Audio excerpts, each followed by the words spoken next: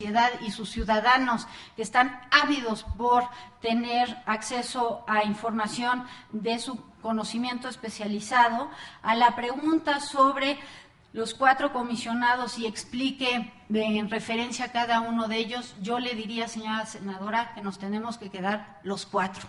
Las tareas que están por delante no son menores.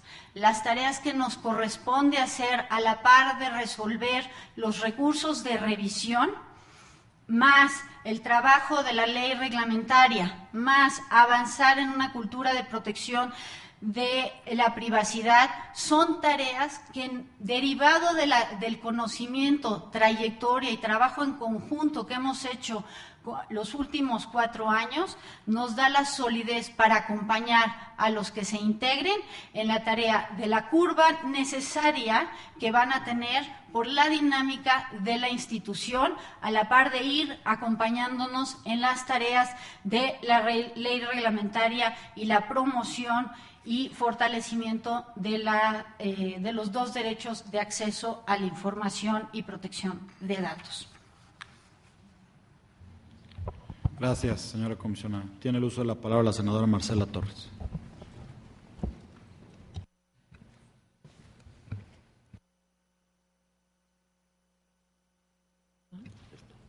Muy buenas tardes. Bienvenida, comisionada, aquí al Senado. Es un gusto recibirla.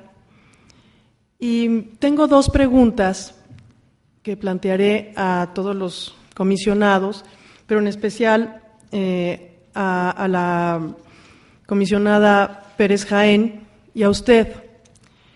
En concreto, sé que ustedes han sido cuestionadas, ambas 2, sobre las comisiones internacionales en las que han participado.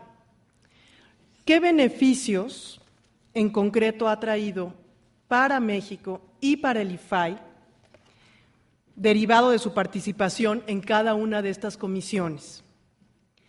¿Y por qué es usted, junto con la comisionada Pérez Jaén, quienes han viajado casi cada mes, pude casi observar, ¿no?, en las últimas fechas?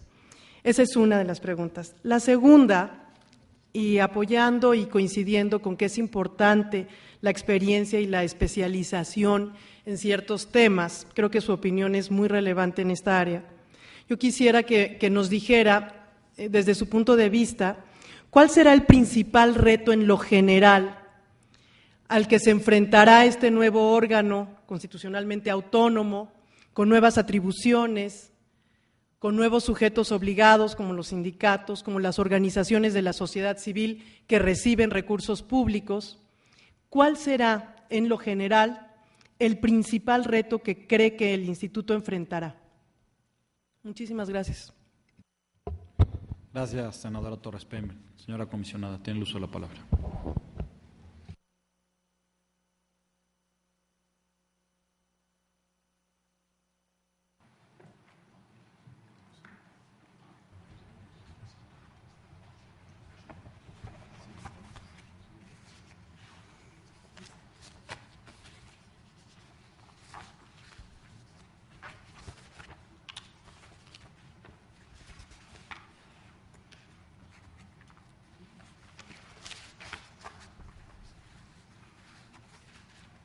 Gracias, señora senadora. Bueno, en relación a su primera pregunta, yo le señalaría lo siguiente. Efectivamente, hemos realizado la comisionada Pérez Jaén y yo una serie de comisiones internacionales, para ser precisos, de enero del 2010 a diciembre del 2013, esto es en los últimos 3 años, he realizado 24 viajes, 5 nacionales y 19 internacionales.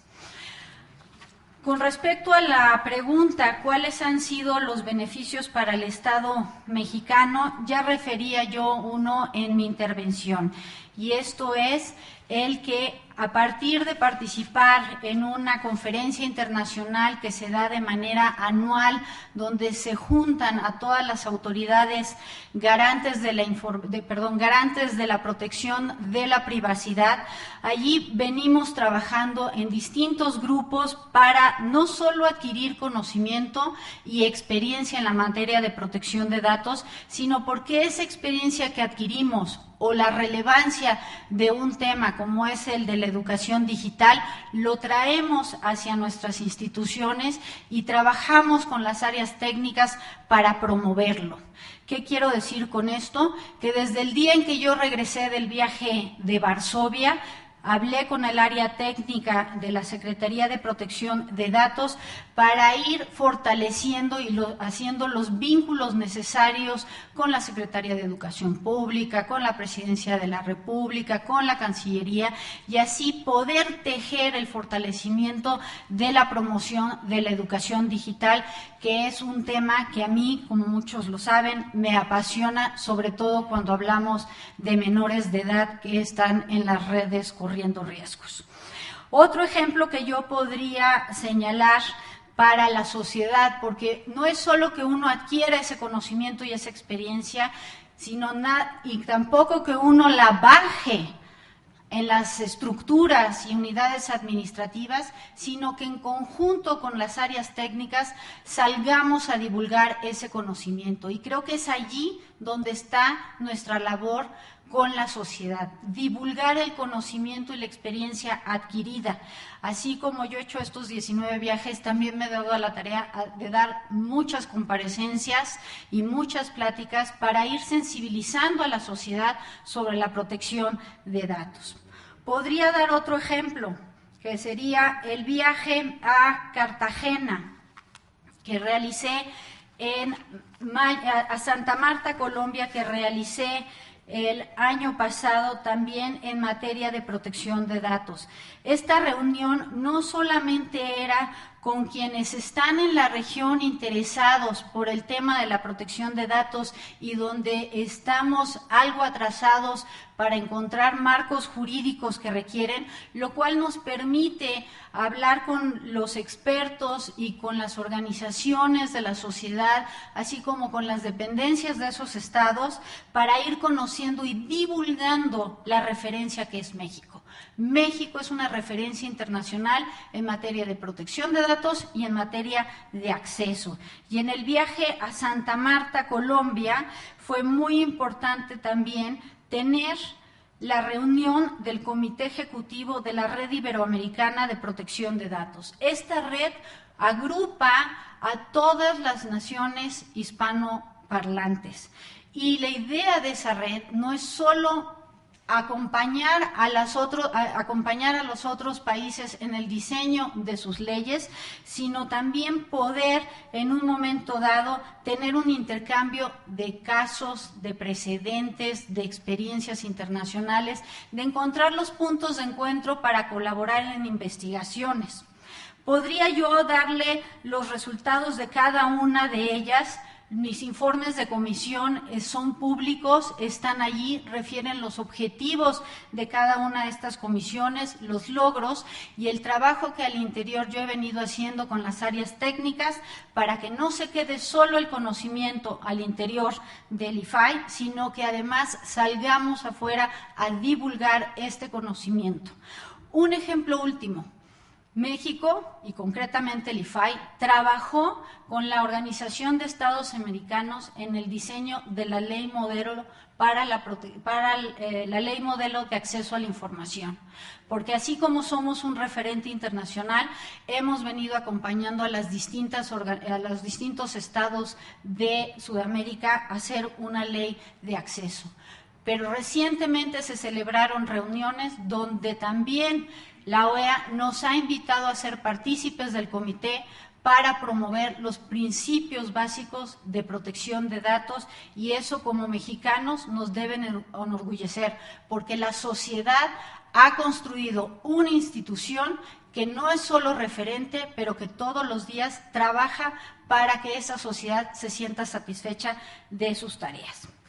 ¿Cuáles serían los retos principales a la luz de lo que se encamina con el trabajo que está por delante en materia del IFAI, con la nueva conformación del Instituto del IFAI, yo le daría principalmente 3 líneas de acción que veo en lo inmediato.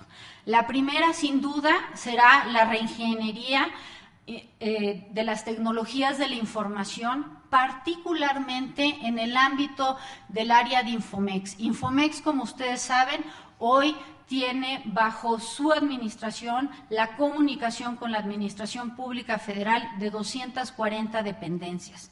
A partir del mandato constitucional que fue aprobado por ustedes, será que deberemos encontrar la construcción tecnológica para ampliarlo a partidos políticos, sindicatos, el Poder Legislativo y todos aquellos que de alguna forma reciben recursos públicos. Pero no solo eso, tenemos que fortalecer nuestra capacidad de comunicación hacia el exterior. El IFAI permite que hoy, desde cualquier computadora de cualquier parte del mundo teniendo acceso a información, se haga una solicitud al Estado mexicano solicitando información pública. Eso mismo no hemos tenido la fortuna de poder desarrollar en la atención de la protección de datos en posesión de particulares.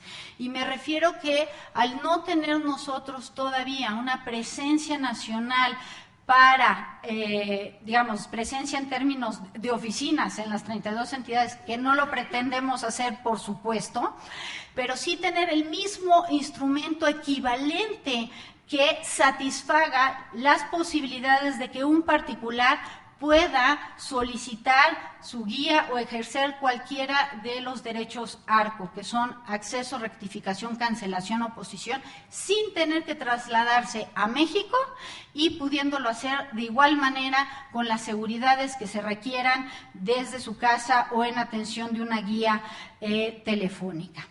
La segunda línea de acción, de reto que yo veo enfrente de manera inmediata, sin duda es trabajar en la promoción del derecho al acceso a la información y la protección de datos. Sigue habiendo una tarea pendiente y con eso coincidía con el senador que inició las preguntas de esta sesión de la tarde. ¿Y a qué me refiero? Que necesitamos llevarle el derecho al acceso a la información al ciudadano común, que el ciudadano común, que es el que está ávido por saber qué sucede en su municipio, qué sucede en el Estado, dónde se van sus recursos públicos, sepa que existen autoridades locales que pueden garantizarle ese acceso a la información. Ahora bien, esa promoción del derecho al acceso a la información y la protección de datos, sea esta la privacidad, va a ir a la mano de todo el trabajo y acompañamiento que estoy cierta podremos construir en los próximos meses para emitir las leyes reglamentarias y cumplir en tiempo y forma con el ordenamiento constitucional. Y finalmente, no puedo dejar de decirlo, es urgente que debemos intensificar los esfuerzos para aumentar la cultura en la protección de datos. Esto implica construir conciencia sobre su importancia, su trascendencia, salvaguardar la defensa de un derecho sumamente elemental para cualquier individuo, la privacidad. Y esta, en el marco del nuevo milenio, está siendo sujeta a riesgos y peligros sobre los cuales tenemos una enorme responsabilidad de advertir. Estos serían los 3 grandes desafíos que veo en el horizonte, señora senadora. Gracias. Gracias, señora comisionada. A continuación tiene uso de la palabra el senador Omar Fayad. Muchas gracias. Yo creo que la siguiente puede contestarla desde ahí, comisionada, y yo creo que debiéramos establecer la regla de que los siguientes comparecientes puedan responder desde su lugar para que no estén yendo y viniendo. Si usted no tiene inconveniente. Ninguno, senador. Al contrario, la directiva es quien decide. Nosotros lo apoyamos con mucho gusto. Buenas tardes, Sigrid. Bienvenida al Senado. Si ustedes me lo permiten, voy a hacer uso de la posibilidad que hoy tenemos y que mi compañera Lely comentó de que el colectivo por la transparencia, la sociedad civil organizada, nos hace llegar una batería de preguntas, pues para tomar unas 2 de ellas y hacer una propia, si la mesa no tiene inconveniente. Procedería a sacarlas al azar.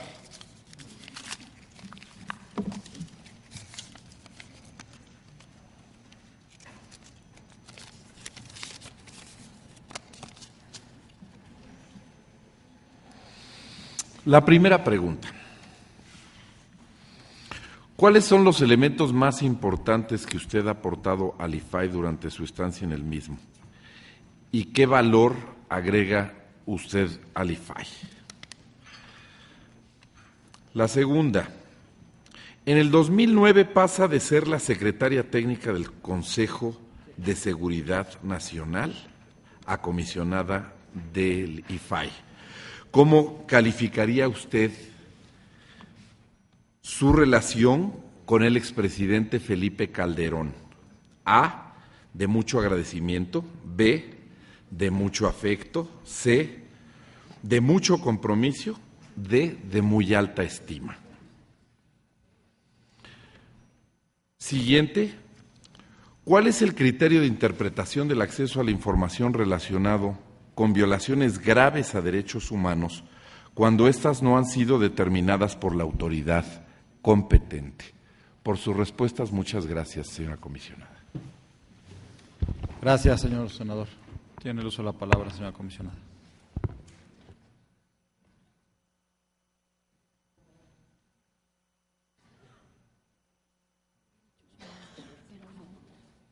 Todas.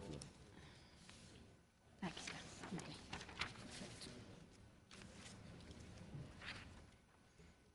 Gracias, señor senador. Con respecto a cuáles son los elementos más importantes y el valor agregado al instituto, ya me refería yo con antelación.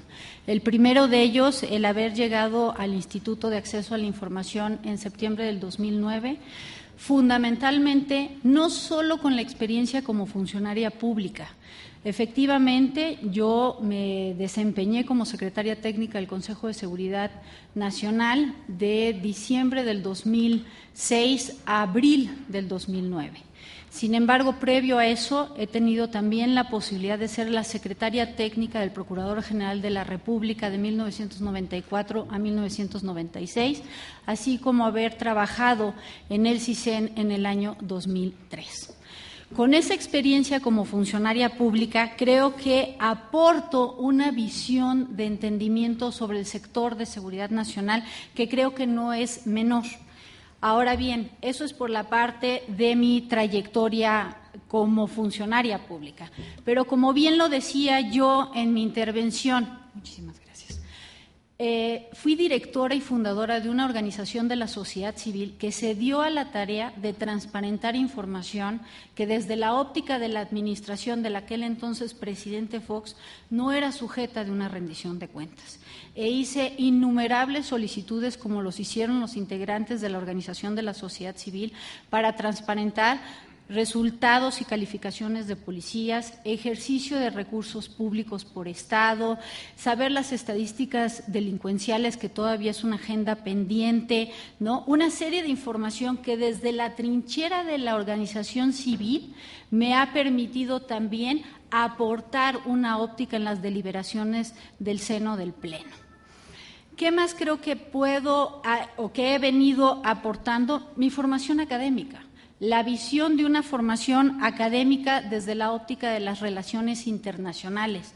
El hecho de que el Pleno del IFAI sea plural, teniendo abogados, en mi caso una internacionalista y politólogas, le da una riqueza increíble, una riqueza enorme a nuestras discusiones, porque hacemos una interpretación desde distintas ópticas, ¿no? Y creo que ese ha sido el valor agregado. También generalmente se me ha, y por supuesto habría que recordarlo para quienes en el 2009 no siguieron la álgida discusión o cuestionamiento sobre mi arribo como secretaria técnica, contestar a la pregunta de mi relación con el presidente Calderón, de absoluto respeto, de absoluta agradecimiento en términos no por el encargo, sino por la oportunidad de estar al mando y trabajo de una instancia que demanda una seriedad sobre la conducción y sensibilidad de la información que en ese momento estábamos deliberando con las distintas políticas públicas que había que emprender y empujar. Siempre ha sido una relación de absoluto respeto y por ello no he visto nunca minada mi interpretación con respecto a la aplicación del acceso a la información, si por allí pudiesen tener inquietud los representantes de la organización civil. Por otra parte, yo señalaría que en materia de derechos humanos, efectivamente hemos tenido un par de temas polémicos de discusión. Uno de ellos, sin duda, fue el caso de San Fernando, que refería a los 72 homicidios que ocurrieron en San Fernando, Tamaulipas, que es el expediente 791/12, donde se requirió la versión pública de la averiguación previa vinculada a los migrantes ejecutados en San Fernando en el año 2010. En aquel entonces la ponente fue la doctora Jacqueline Pechard Mariscal y la sustanciación que nos presentó para valorar el caso era señalar que los eventos suscitados, y no estoy dejando ni siendo sensible a que la masacre de los migrantes ejecutados fue un evento serio, delicado y sumamente grave para el Estado mexicano, pero no podía yo compartir la visión de la comisionada Pechard que nos presentaba señalar estos eventos, la masacre de los migrantes ejecutados, como graves violaciones a los derechos humanos y como actos cometidos por agentes del Estado con la aquiescencia, tolerancia y el apoyo del Estado. La argumentación señalaba que el Estado había sido omiso para prevenir la ejecución de los 72 migrantes, y por Estado nos referimos a las autoridades y a la sociedad.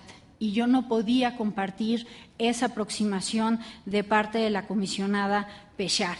Sin duda hemos hecho en otras ocasiones versiones públicas de casos de violaciones graves de derechos humanos, pero en el caso particular de la violación, de la masacre de migrantes ejecutados, y después de una álgida discusión entre los comisionados, debo decirle, señor senador, que yo no encuentro precepto alguno dentro de la ley que me permita tipificar un delito que no ha sido tipificado por una autoridad que en mi juicio es competente. ¿A qué me refiero con esto? A la Procuraduría General de la República, a la Corte Interamericana de Derechos Humanos, a la Comisión Nacional de Derechos Humanos. Cuando la comisionada Pechard nos presentó esta ponencia, esta resolución a votación, yo no podía compartir solamente la visión de que pareciese que el Estado había sido omiso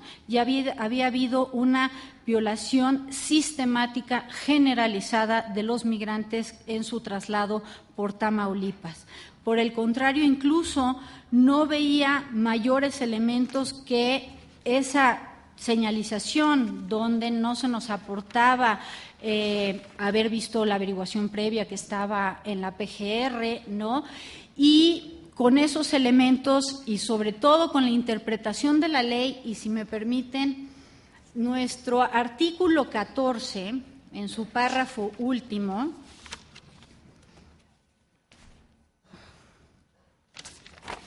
señala: no podrá invocarse el carácter de reservado cuando se trata de la investigación de violaciones graves de derechos fundamentales o de delitos de lesa humanidad.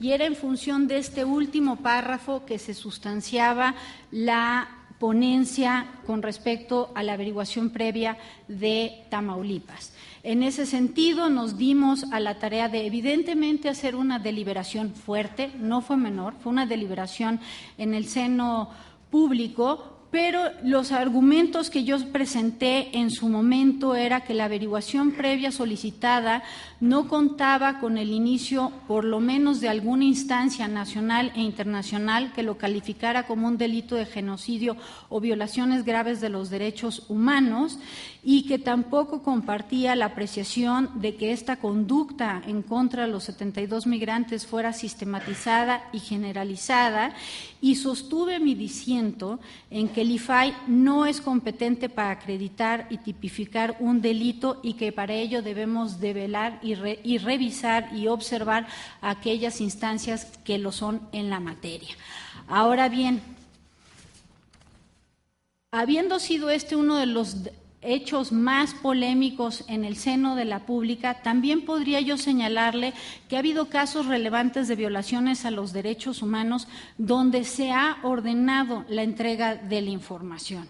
Tal es el caso del expediente 1311/10 en contra de la PGR, en el cual se solicitó una versión pública de la averiguación previa relativa a los hechos del 2 de octubre del 68 en la Plaza de las Tres Culturas. Allí, por unanimidad, ordenamos, en base al último párrafo de nuestra ley, que se entregara una versión pública, y lo mismo sucedió y estuvo bajo mi ponencia la versión pública relativa al expediente de Rosendo Radilla Pacheco. Es cuanto. Gracias, señora comisionada. Tiene el uso de la palabra el senador Javier Corral. Quiero, en mi carácter de corresponsable en la conducción de estos trabajos, hacer una aclaración debida para la comprensión del procedimiento y en favor del derecho a la información de quienes siguen esta sesión, y obviamente en abono de la seriedad y la formalidad con la que el colectivo por la transparencia ha hecho llegar esta batería de 39 preguntas. Simplemente me veo obligado a precisar que las preguntas que ha formulado el señor senador Omar Fayad, la primera y la tercera, sí están contenidos dentro del cuerpo de preguntas que ha realizado el colectivo. La segunda, de opción múltiple, ha sido de su elaboración propia para efectos de una absoluta aclaración en términos de el derecho a la información. Muchas gracias, senador Corral. Muchas gracias, doctora Wanda Sigrid Arts Colunga. Ha sido un placer tenerla con nosotros. Le pido a servicios parlamentarios que acompañe a la señora comisionada, si así desea hacerlo, o si no, puede permanecer en el Pleno. Y le pediría también a servicios parlamentarios que nos haga el favor de ir por el señor comisionado maestro Gerardo Felipe Laviaga Rendón.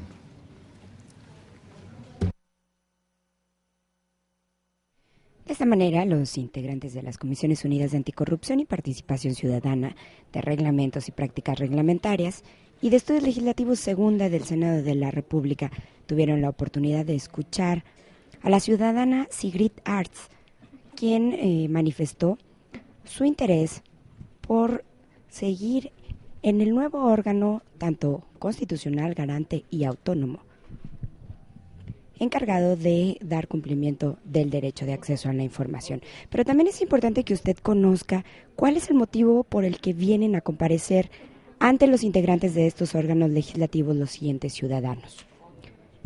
Le comento que recientemente la Comisión Permanente del Congreso de la Unión y previa aprobación de las cámaras de diputados y de senadores, así como de la mayoría de las legislaturas de los estados, realizó la declaración oficial del decreto por el que se reforman y adicionan diversas disposiciones de la Constitución Política de los Estados Unidos Mexicanos en materia de transparencia, decreto que se envió al Ejecutivo Federal para que lo publicara en el Diario Oficial de la Federación, lo cual se realizó el pasado 7 de febrero del año en curso y entró en vigor al día siguiente de su publicación.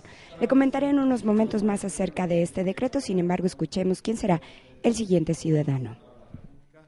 El formato que se ha establecido para esta comparecencia es una presentación inicial de 10 minutos y luego una sesión de preguntas y respuestas de 2-3 minutos, y como ustedes se ha podido observar, hemos sido condescendientes con el tiempo. Le pedimos que se apegue lo mayor que pueda. Si necesita más tiempo, con mucho gusto se le concederá el tiempo que sea necesario. Tiene el uso de la tribuna para hacer su presentación y en lo sucesivo, en las preguntas y respuestas, si usted desea, podrá contestar desde su asiento o desde la tribuna, lo que usted desee, lo que le sea más cómodo.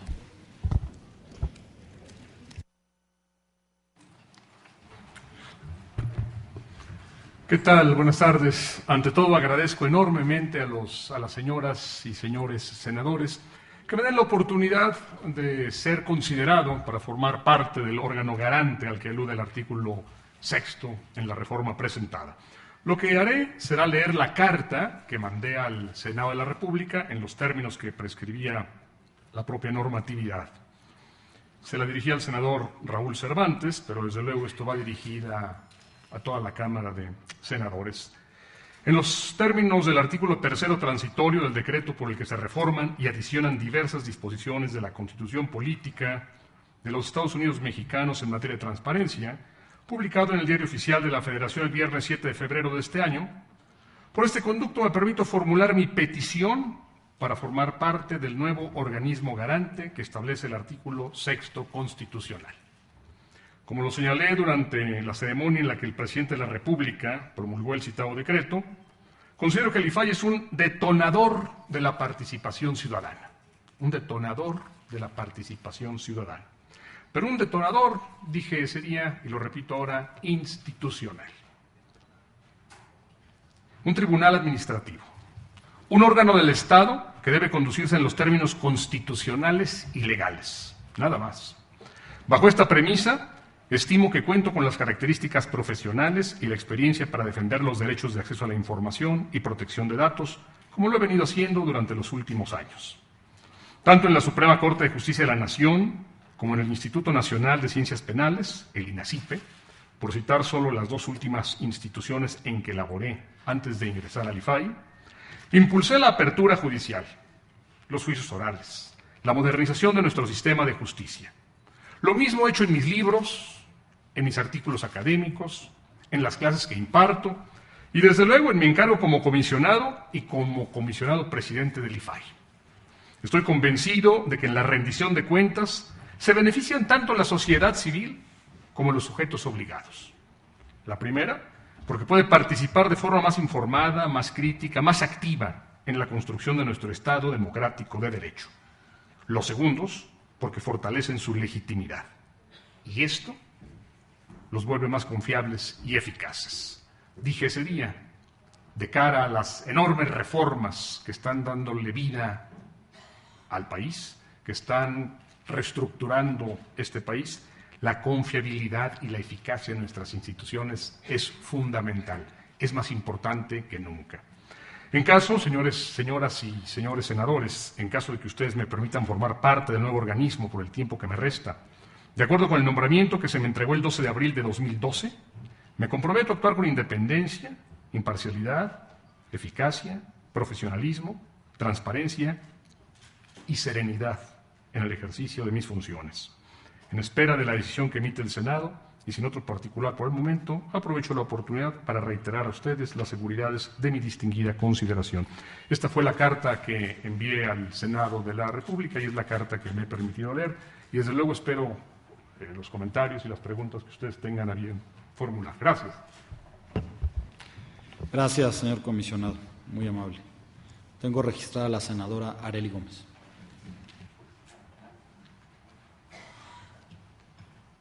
Comisionado presidente, le agradezco su asistencia a esta comparecencia y su intervención ante las comisiones dictaminadoras. La reforma constitucional cambia en materia de transparencia la naturaleza jurídica del organismo garante de la transparencia.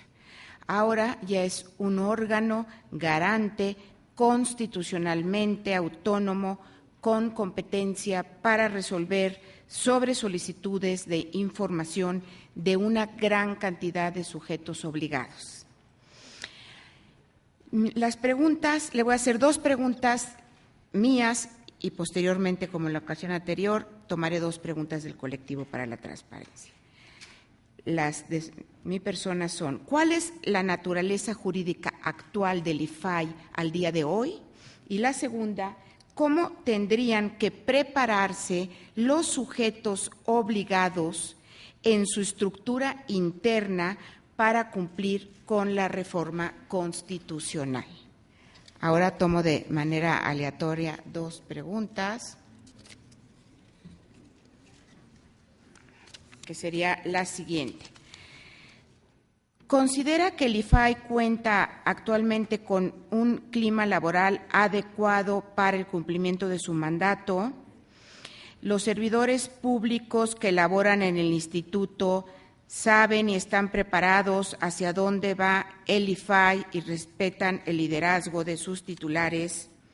Y la segunda es, ¿cuáles son las principales fortalezas del diseño institucional con las que cuenta un órgano colegiado y cuáles, en su experiencia, han sido las debilidades del Pleno del IFAI? ¿Cómo se habrían podido evitar?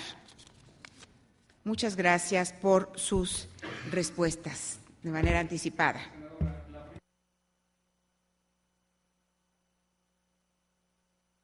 Ya es correcto. ¿Ya? Sí, gracias. Senadora, la primera pregunta, ¿qué naturaleza jurídica tenía hasta antes de ser un organismo constitucional? Era un organismo descentralizado de la Administración Pública Federal sin cabeza de sector. A diferencia de otros organismos descentralizados que tienen una junta de gobierno presidida por un miembro de la Administración Pública, el IFAI era un organismo descentralizado sin una cabeza de sector. Esa era su naturaleza jurídica. Hoy, como usted ya lo mencionó bien, es un organismo autónomo constitucional. Segundo, ¿cómo deben prepararse los sujetos obligados? Yo creo que muchos ya están preparados y muchos tendrán un arduo, larguísimo y complicadísimo camino para prepararse. Pero básicamente tendrán que ajustarse a lo que hoy los 246 sujetos obligados, que aún lo son, tienen. Es decir, tener su comité, tener su capacidad de recibir las solicitudes, conocer que tienen 20 días para recibirlas, que en caso de que no se conteste sabrán que el sujeto puede recurrir, la persona puede recurrir al IFAI y tener la capacidad y la disposición de responder los alegatos. Es una preparación eminentemente de acuerdo con un instructivo, prácticamente. Lo segundo, las preguntas que me hacen del colectivo. ¿El IFAI cuenta con un clima laboral adecuado? El IFAI es una organización absolutamente nueva. Estamos estrenando IFAI. Es decir, tenemos 10 años. Si pensamos que hay instituciones que tienen 100 años, como el Ejército, o que hay instituciones que tienen muchos más años, que tienen 70 años, como el Sindicato de Trabajadores de la Educación, bueno, una institución con 10 años es muy nueva. El clima se forma todos los días. Y como es un órgano colegiado, como ocurre con la Cámara de Senadores, con la Cámara de Diputados, con la Suprema Corte, evidentemente hay muchos encontronazos. Evidentemente hay discusión, evidentemente hay debate, hay diálogo, hay acuerdos y hay desacuerdos. Usted me pregunta, ¿cuenta con un clima laboral adecuado? Yo pienso que sí. Las personas asisten, las personas cumplen con su trabajo, algunas se llevan mejor con unas que con otras, pero si tengo que calificarlo, yo respondo sí. ¿Los servidores están capacitados para hacer su trabajo? Le voy a decir algo. En todas las instituciones donde yo había trabajado, nunca había encontrado una donde estuvieran tan capacitados. Y lo están porque hay un mecanismo de selección. Cuando yo llegué de presidente, alguien dijo, bueno, este señor seguramente, lo vi en algunas notas de periódicos, va a llegar a cambiar a toda la administración y va a llegar a poner a sus amigos. Así decían algunos periódicos. No he traído a un solo amigo a ninguna dirección general.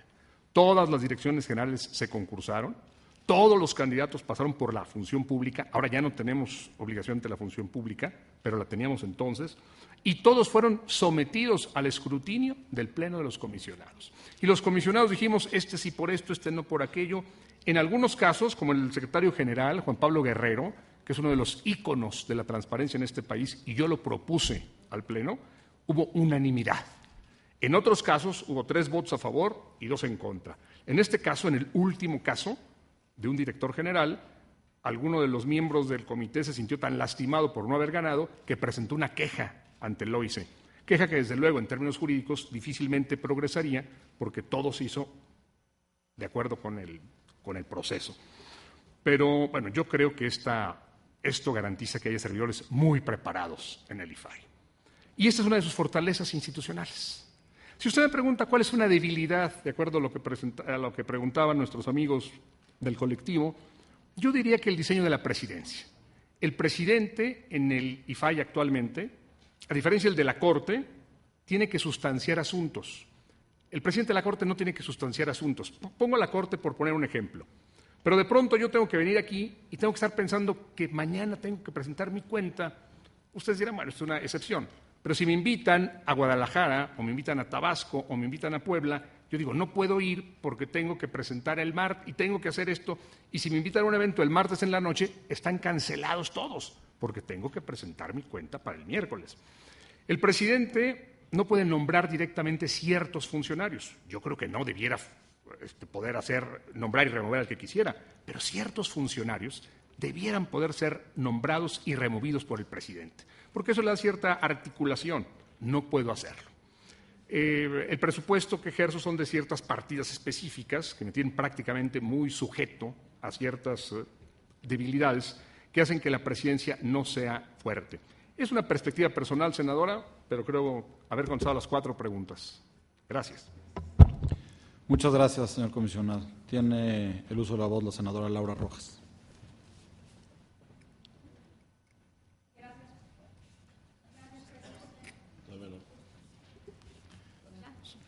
Gracias, presidente. Pues igualmente darle la bienvenida al comisionado Laveaga. Nos da mucho gusto que esté usted en el Senado el día de hoy.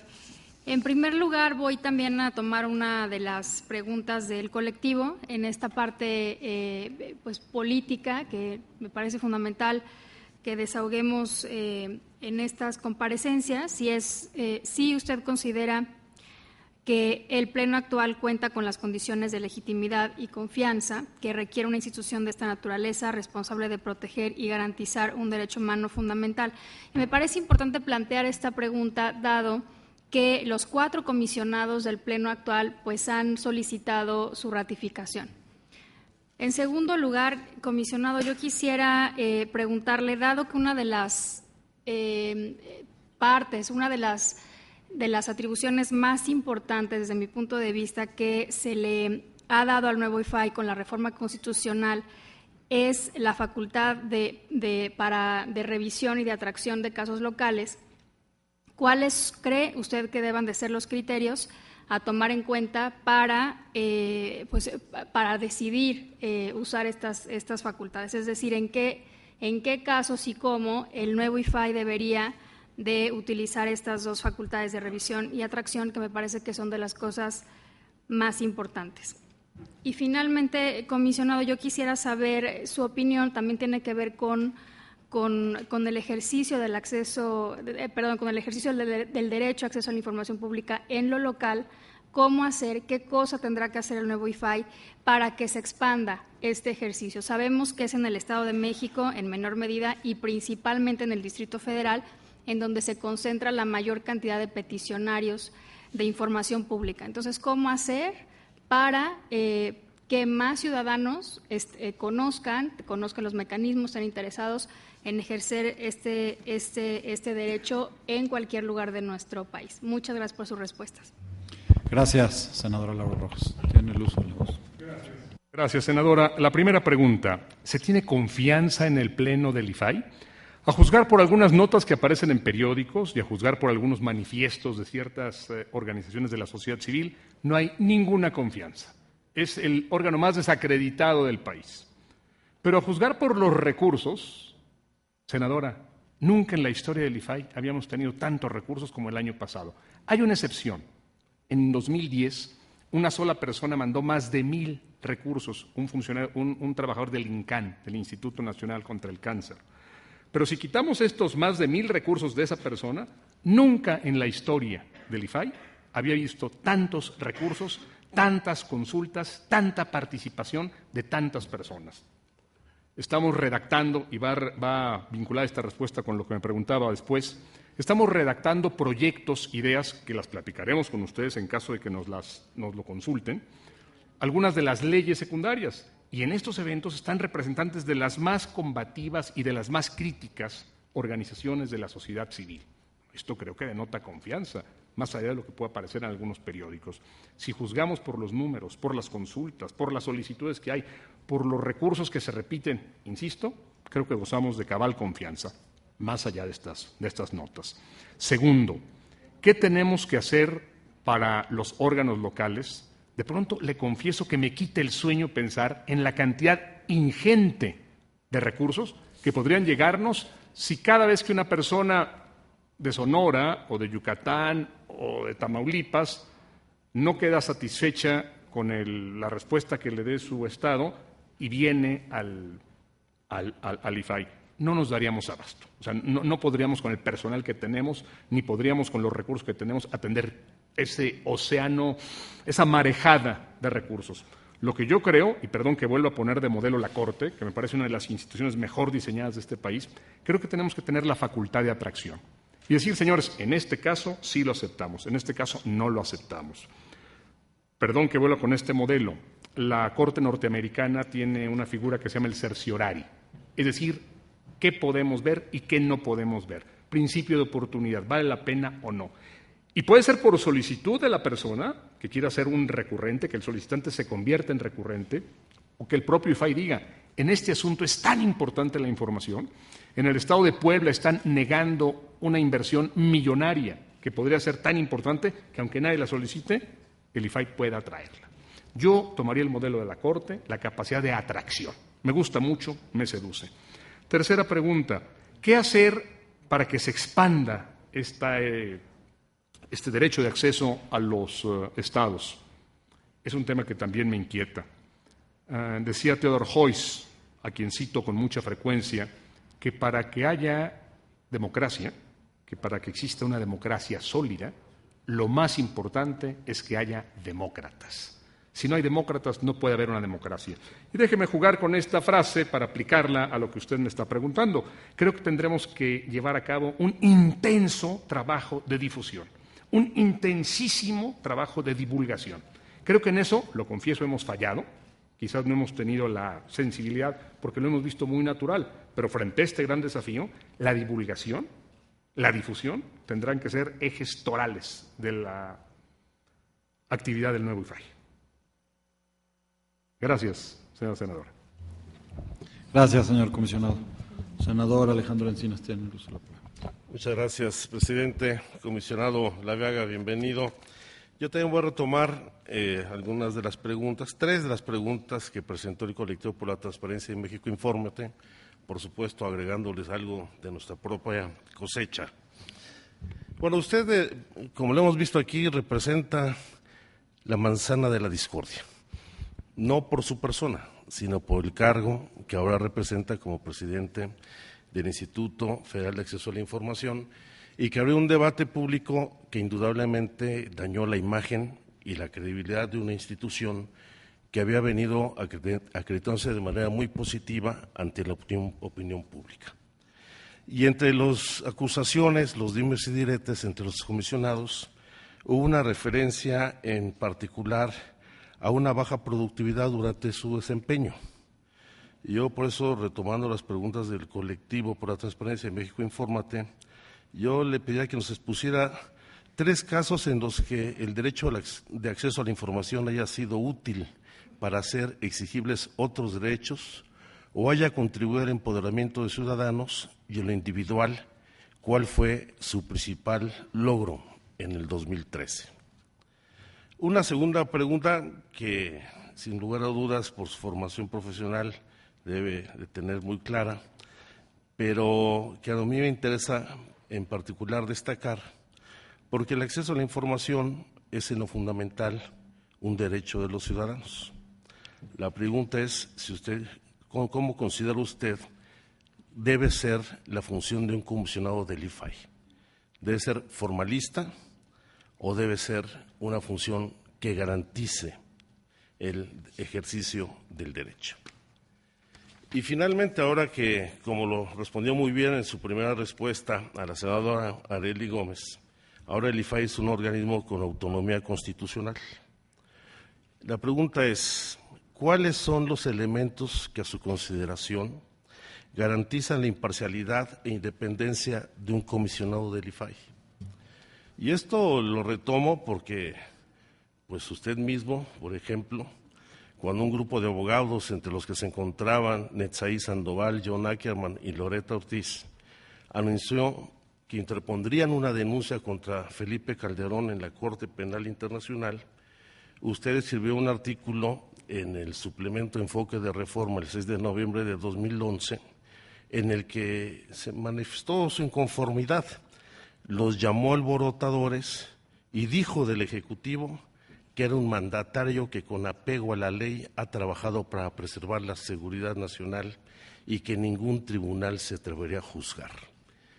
¿Cuál es la brecha entre el comisionado de un órgano garante con autonomía constitucional y el Ejecutivo Federal? Gracias, senador Encinas. Gracias, senador Encinas. Tiene el uso de la palabra, señor comisionado. Una disculpa. Son 5 preguntas las que usted me hace. En efecto, señor, los cargos siempre son manzanas de la discordia. Y qué bueno que no diga que es algo personal, sino es un asunto del cargo. La acusación que me hicieron el día que tomé posesión fue de baja productividad. Eso es ciertísimo. Preparé algunas cifras para subrayar, señor senador, que mi productividad es tan buena o mejor que la de todos mis compañeros. Lo de mejor es un énfasis agregado. Es tan buena como la de cualquiera de nosotros. Si me permite, le puedo compartir estas.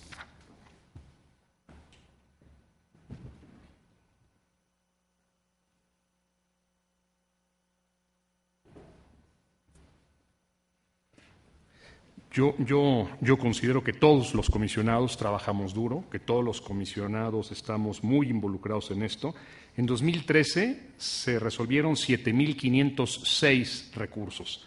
De esos, la comisionada Sigrid Arts resolvió 1.497, la comisionada Pérez Jaén 1.495, la comisionada Pechar 1.423, el comisionado Ángel Trinidad 1.514 y yo 1.577.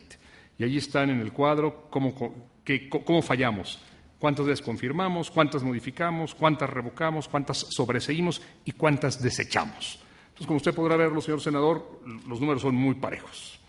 Ese es lo primero. Lo segundo, me pregunta, casos en que el derecho del acceso ha sido útil.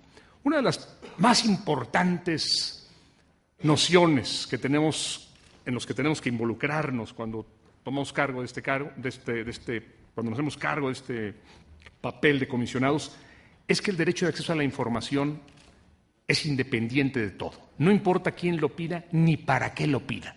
Es un derecho distinto.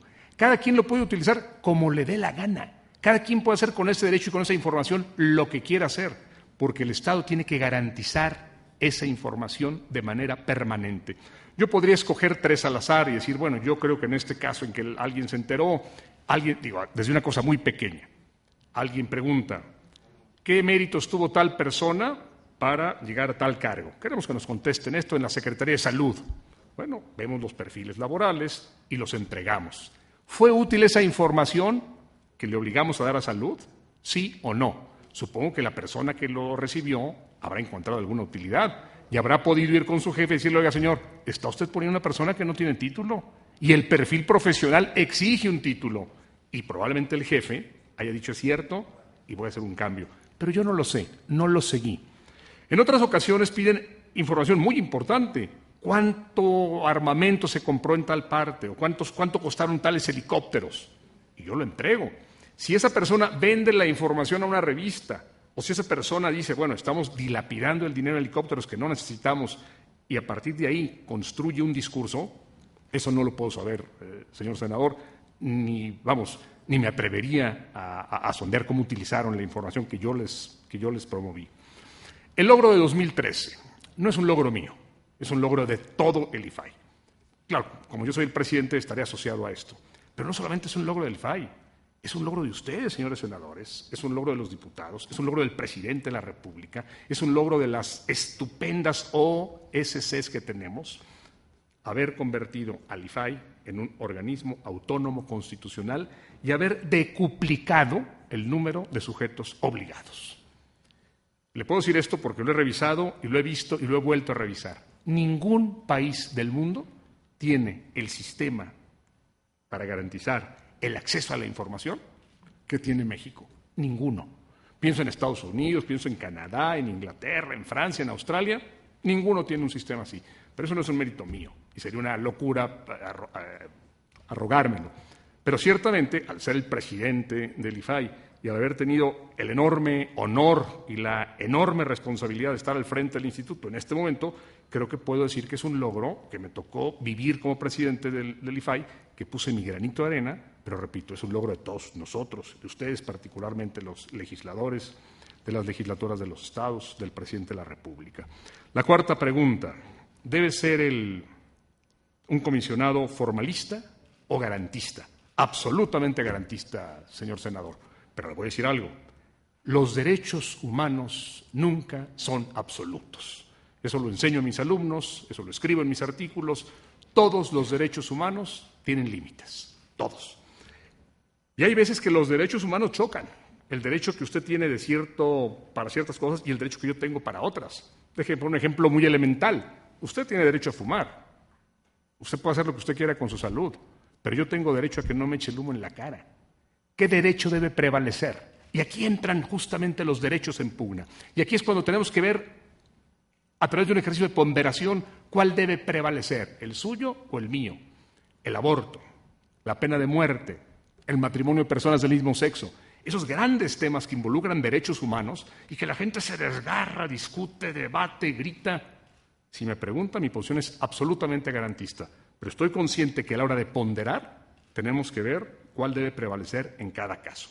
Y en ese sentido tengo que apoyarme en las herramientas formales que me da la Constitución, que me dan las leyes que ustedes elaboran de manera permanente. La última pregunta, ¿qué garantiza? Bueno, no, perdón, son 6. Perdón, ¿qué garantiza la imparcialidad e independencia? Es la quinta de los comisionados. Señores, ustedes tendrán que evaluar nuestra trayectoria, nuestra preparación académica, nuestro desempeño, nuestros números, y es una apuesta enorme. Yo nunca he tenido un partido político, yo nunca he tenido una simpatía particular por alguna asociación o por alguna tendencia. Me considero absolutamente de centro, creo que la izquierda tiene enormes cosas que me encantan y me entusiasman, la derecha tiene cosas muy importantes que hay que considerar. Tengo en mi despacho lo mismo un retrato de John Keynes que de Roosevelt y me gusta escribir sobre los hombres que han creado el Estado democrático de derecho en muchos sentidos. Yo creo que es una apuesta que ustedes tienen que hacer para saber y apostar por la independencia, pero repito, es una apuesta de todos ustedes. La última pregunta, el asunto que usted mencionaba de Netzaí Sandoval ante la Corte Penal Internacional. Acusaron al presidente ante la Corte Penal Internacional diciendo, el señor debe ser juzgado por la Corte Penal Internacional. El problema, señor senador, es que la Corte Penal Internacional tiene un carácter eminentemente subsidiario. Solamente es competente para genocidio, para delitos de lesa humanidad y para crímenes de guerra. Y cuando yo como abogado reviso la acusación, me doy cuenta que no procede ahí. Y le voy a decir algo, porque se trataba del presidente, tuvo la sonoridad que tuvo el asunto. Pero si le hubieran acusado a usted, hubieran acusado a la senadora Gómez, hubieran acusado al señor que está a mi izquierda, cuando no había elementos yo lo habría defendido y habría dado mi opinión. Yo creo que no se configuraba ninguno de estos delitos. Por eso lo hice y lo sostengo y lo podría repetir, señor senador. Gracias. Muchas gracias, señor comisionado. Pues ha sido todo. Con eso le agradecemos mucho su presencia en el Senado de la República. Lo invitamos, si desea hacerlo, a quedarse en este pleno o a retirarse. Le pido a servicios parlamentarios que acompañen al señor comisionado para lo que desee hacer. Es bienvenido. Nuevamente le agradecemos su presencia. De la misma manera le pido a servicios parlamentarios, si son tan amables de ir por la licenciada María Elena Pérez Jaén Cerveño.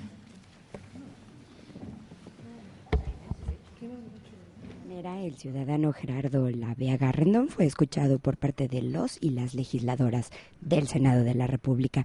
Sin embargo, es momento de que se dé paso a la comparecencia de la ciudadana María Elena Pérez Jaén Cermeño, quien usted podrá escucharla a través de la señal del canal del Congreso. Sin embargo, también es importante comentarle acerca de este decreto por el que se reforman y adicionan diversas disposiciones de la Constitución Política de los Estados Unidos Mexicanos en materia de transparencia, para que usted tenga una mayor idea de por qué estos ciudadanos están en el Senado de la República compareciendo ante los integrantes de estos órganos legislativos. En este decreto constitucional se establece que toda la información en posesión de cualquier autoridad, entidad, órgano y organismo de los poderes ejecutivo, legislativo y judicial, órganos autónomos, partidos políticos, fideicomisos y fondos públicos, así como de cualquier persona física, moral o sindicato que reciba y ejerza de autoridad en el ámbito federal, estatal y municipal, es pública y solo